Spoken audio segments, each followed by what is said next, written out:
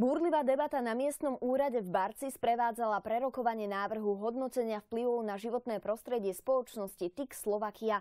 Firma plánuje rozšíriť vo svojom areáli činnosť, obyvatelia z blízkych domov ale žiadajú riešenie zníženia hluku a opravu cesty.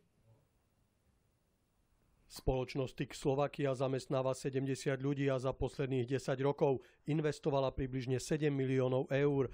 Zameriava sa na potlač plechov pre výrobu korunkových uzáverov. K dvom už podobným linkám, alebo respektíve identickým linkám, ideme postaviť tretiu lakovaciu linku.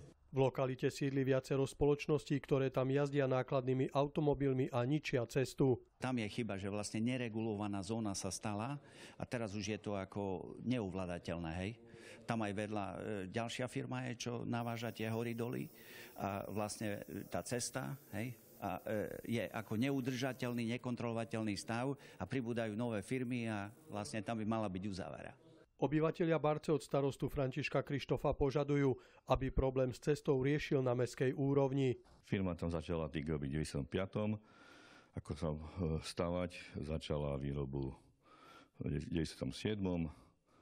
A ďalšie firmy tam prakticky sú od tých 90. rokov, kedy sa aj tá komunikácia zrealizovala a firmy tam sú. Účastníci stretnutia sa dohodli, že firma vypracuje posudok na hluk, vibrácie a vyhodnotí vplyvy prevádzky na ovzdušie. Dneska sme sa dozvedeli, že hlavným problémom je prístupová cesta, nie emisie, nie hluk z našej fabriky alebo z rozšírenia našej činnosti. Robo Hakl a Dušan Bodnár, televízia Košice dnes.